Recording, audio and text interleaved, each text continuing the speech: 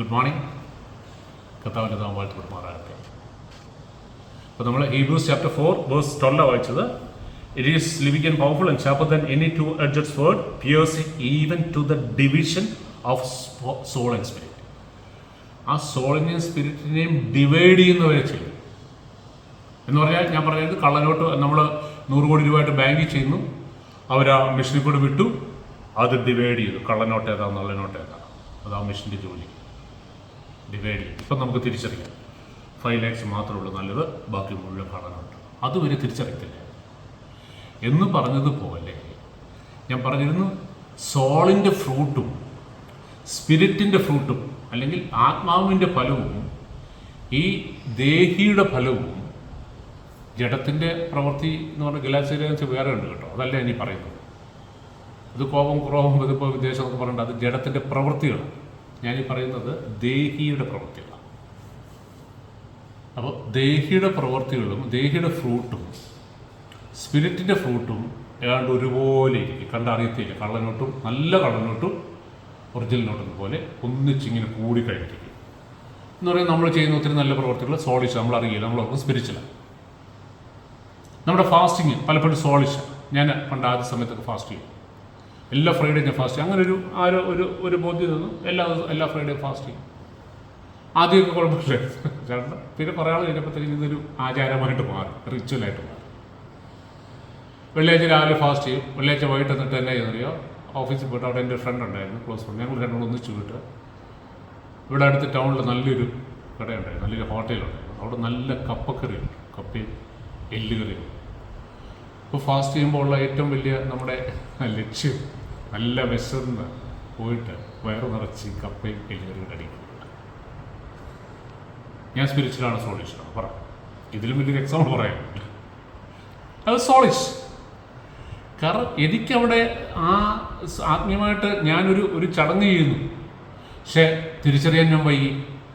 കാരണം അതിൻ്റെ ഫ്രൂട്ട് ഈ ആ സോളിൻ്റെ ഫ്രൂട്ടും സ്പിരിറ്റിൻ്റെ ഫ്രൂട്ടും ഏതാണ്ട് ഒരുപോലെ ഇരുന്നു.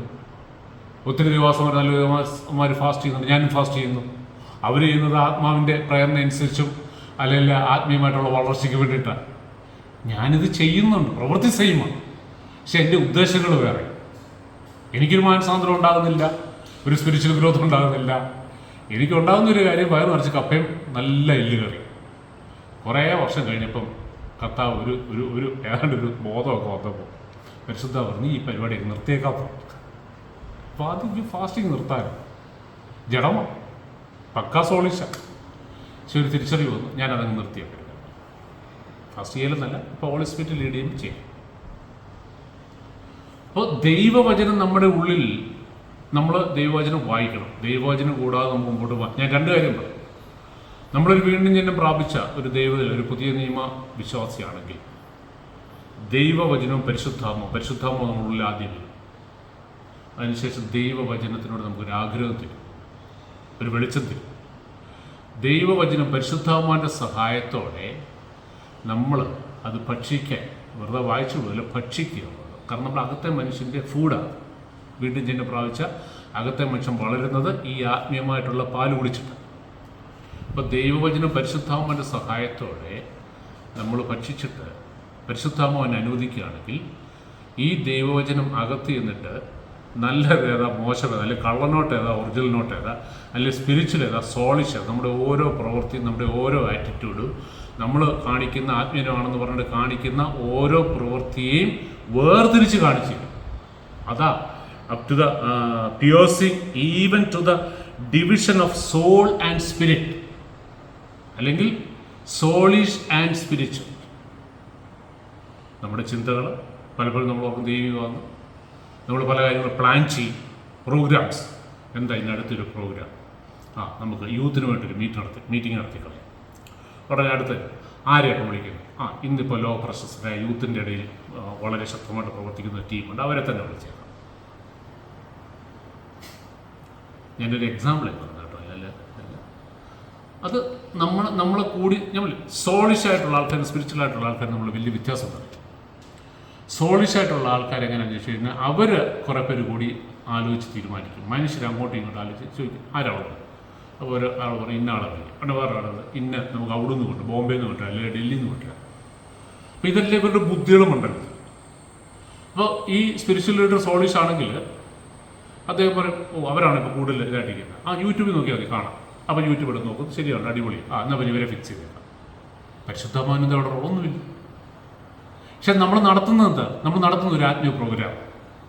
ആത്മീയ പ്രോഗ്രാം നടത്തണമെങ്കിൽ നമ്മൾ ആരുടെ ലീഡിങ്ങിലാണ് ചെയ്യേണ്ടത്? ആത്മാവിൻ്റെ ലീഡിങ്. നമ്മൾ ആത്മീയ പ്രോഗ്രാം നടത്തുന്നു, പക്ഷെ നമ്മുടെ ജഡത്തിലാണ് നമ്മൾ തീരുമാനിക്കുന്നത്. ഇതാണ് സോളിഷ്. പുറമേ കണ്ടാലോ അടിപൊളി പ്രോഗ്രാം, ഒരു കുഴപ്പമില്ല, എന്തൊരു സക്സസ് ആയിരുന്നു, എന്ത് ആളായിരുന്നു, എന്ത് രജിസ്ട്രേഷൻ ആയിരുന്നു, ഭയങ്കരമായി, എത്ര പേർക്ക് മാറ്റമുണ്ടായി, അല്ലെങ്കിൽ എത്ര പേർക്ക് പ്രയോജനപ്പെട്ടു, ആര് തിരക്കുന്നു? അപ്പോൾ സോളിഷായിട്ടുള്ളതും സ്പിരിച്വലായിട്ടുള്ള വലിയ വ്യത്യാസം എന്ന് വെച്ചാൽ സോളിഷ് മനുഷ്യൻ്റെ ആലോചന പ്രകാരം നടക്കും, അതിപ്പോൾ ആത്മീയരായാലും.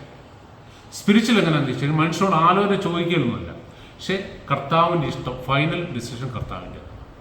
കർത്താവ് എന്ത് പറയുന്നു അതിനപ്പുറത്ത് ഏത് മനുഷ്യൻ പറഞ്ഞാലും അവർ മാറും.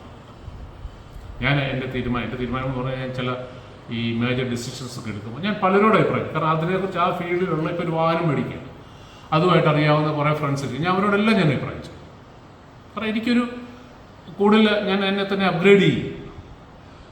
പക്ഷേ ഞാൻ ഒരിക്കലും തീരുമാനം അവർക്ക് വിട്ടുകൊടുക്കത്തില്ല. ഞാൻ അന്നേരം പ്രാർത്ഥിച്ചുണ്ട്, കർത്താവേ ഇതൊക്കെയാണ് കാര്യങ്ങൾ, എനിക്കിഷ്ടം ഇതൊക്കെയാണ്, ഇത് ഞാൻ നോക്കുന്ന കാര്യങ്ങളെല്ലാം ഇതിലുണ്ട്, പക്ഷേ കർത്താവിൻ്റെ ഇഷ്ടം അത് മാത്രം മതി. that will be the perfect decision. അങ്ങനെ ചെയ്യുമ്പോൾ കർത്താവിന് വലിയ സന്തോഷമാണ്. ചിലപ്പോൾ നമ്മൾ പോലും പ്രതീക്ഷിക്കാത്തതിലോട്ട് കർത്താവ് കൊണ്ടുപോകും. അതായിരിക്കും നമുക്ക് ഏറ്റവും ബെസ്റ്റ്. നമ്മുടെ ബുദ്ധിയിലാണെങ്കിൽ നമുക്ക് കുറച്ച് കാര്യങ്ങൾ അറിയാൻ പറ്റത്തുള്ളൂ, ചിലപ്പോൾ നാളെ നമുക്ക് നല്ലതല്ലാന്ന് വരും. അപ്പോൾ സ്പിരിച്വലും സോളിഷ് നമ്മൾ വ്യത്യാസം. സോളിഷ് മനുഷ്യനിൽ ആശ്രയിക്കുന്ന, സ്പിരിച്വൽ അന്തിമ തീരുമാനം കർത്താവിൻ്റെ. കർത്താവ് പറഞ്ഞെങ്കിൽ മാത്രമേ ഉള്ളൂ. കർത്താവ് അനുഗ്രഹിക്കും.